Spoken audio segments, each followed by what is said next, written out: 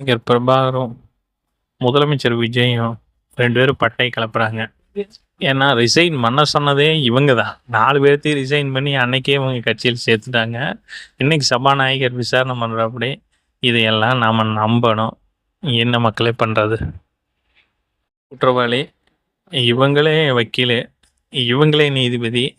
எப்படி தீர்ப்பு சொல்லுவாங்க? ஆப்போசிட்டாவா சொல்லப் போறாங்க? எப்ப இருந்தாலும் உங்களுக்கு சாதகமா தான் சொல்லப் போறாங்க. எதுக்கு இவ்வளவு பில்டப்பு? ஃபர்ஸ்ட் நாளே கேஸ் முடிச்சுட்டு போயிடலாம். கௌதமி வணக்கம்.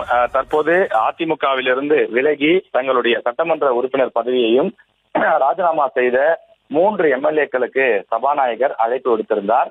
நேரில் வந்து விளக்கம் கொடுக்க வேண்டும் என்று அவர் கொடுத்த அந்த அழைப்பை ஏற்று தாராபுரம் தொகுதியினுடைய அந்த எம்எல்ஏவாக பணியாற்றியவர் சத்யபாமா அவர் வந்திருக்கின்றார். பெருந்துறை எம்எல்ஏவாக இருந்தவர் ஜெயக்குமார் அவரும் வந்திருக்கின்றார். அதே போல மரகதம் குமரவேல் மதுராந்தகம் தொகுதியினுடைய எம்எல்ஏவாக இருந்தவர் அவர் தற்போது இன்னொரு 5 நிமிடத்தில் வந்து விடுவதாக அவர் தரப்பில் சொல்லியிருக்கிறார்கள். எனவே ஆஜராகி இருக்கக்கூடிய மற்ற 2 எம்எல்ஏக்களும் சபாநாயகர் அறையிலே காத்திருக்கிறார்கள். 3 எம்எல்ஏக்களும் இன்று நேரில் தங்களுடைய விளக்கத்தை கொடுக்க இருக்கிறார்கள். ஏற்கனவே அவர்கள் எழுத்துப்பூர்வமாக விளக்கத்தை கொடுத்திருக்கிறார்கள்.